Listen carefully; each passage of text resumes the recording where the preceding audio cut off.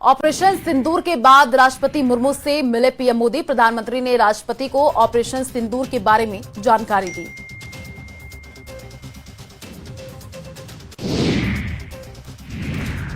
Operation सिंदूर के बाद PM आवास पर हुई कैबिनेट की अहम बैठक। अमित शाह, राजनाथ सिंह और अजीत डोभाल बैठक में मौजूद रहे।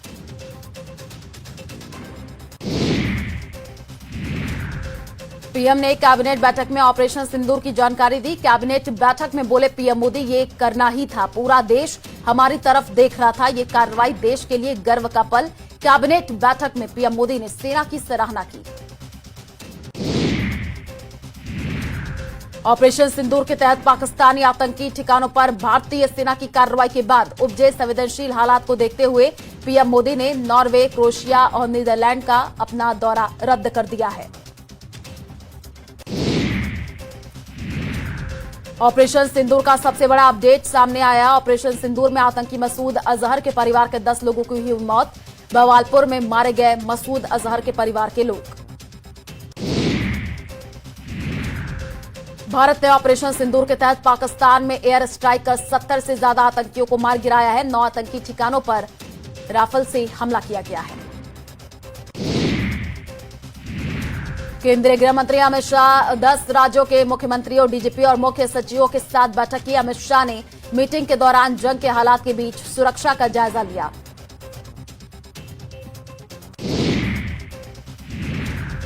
ऑपरेशन सिंदूर के बाद सीमा पर सुरक्षा और कड़ी होगी। बॉर्डर राज्यों के मुख्यमंत्रियों को गृह मंत्री अमित शाह ने सुरक्षा बढ़ाने के निर्देश दिए।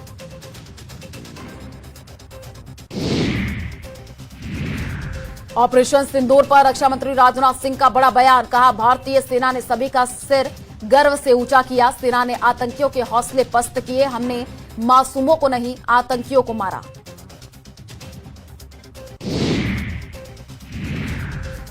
कांग्रेस ने सरकार के हर कदम का समर्थन किया। कांग्रेस अध्यक्ष खड़गे ने कहा, हमारी भारतीय सेना के ऊपर गर्व है। सेना ने पाकिस्तान को मुंहतोड़ जवाब दिया।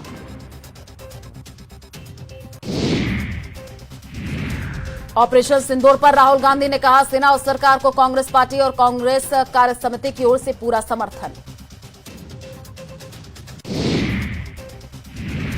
केंद्र सरकार ने बुलाई सर्वदलीय बैठक। कल सुबह 11 बजे होगी सर्वदलीय बैठक। राजनाथ सिंह और अमित शाह बैठक में होंगे शामिल। किरण रिजिजू भी सर्वदलीय बैठक में होंगे शामिल। केंद्र ने ऑपरेशन सिंदूर के बाद सर्वदलीय बैठक बुलाई।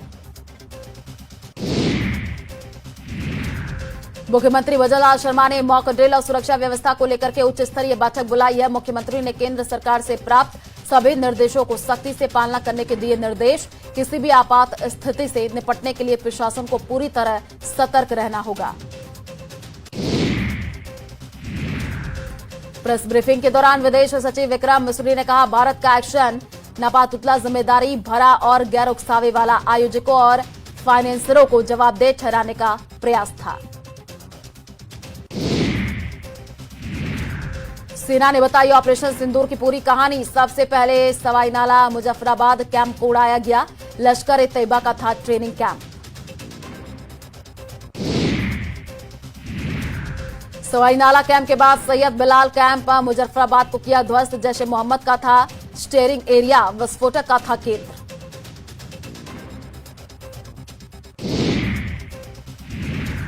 भारतीय सेना ने तीसरा हमला गुलपुर कैंप कोटली पर किया। लश्कर-ए-तैयबा का था बेस कैंप।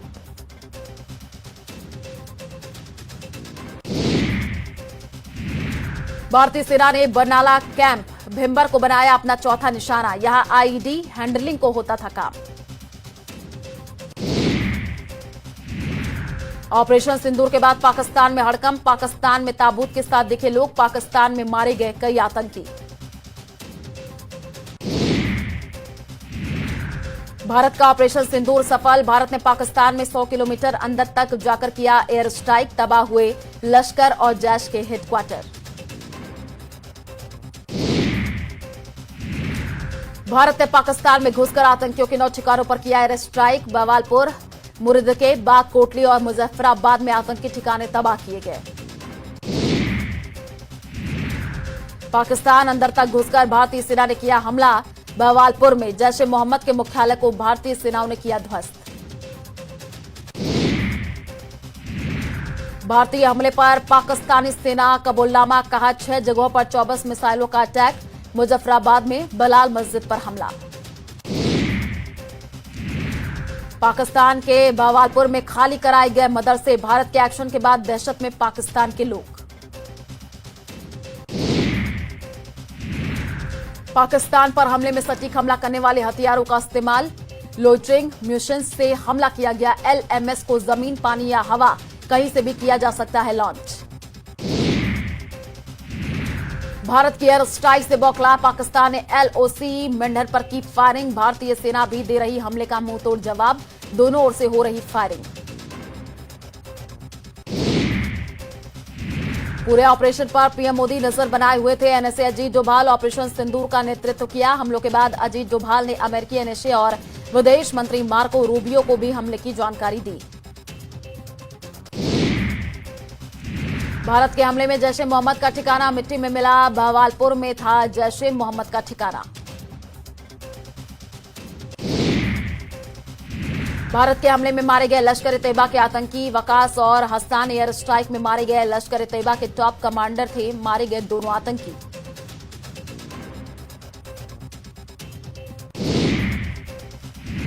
पाकिस्तान के आतंकी ठिकानों पर राफाल ने बरपाया अपना कहर। एयर स्ट्राइक में राफाल लड़ाकू विमान का किया गया इस ऑपरेशन में इस्तेमाल।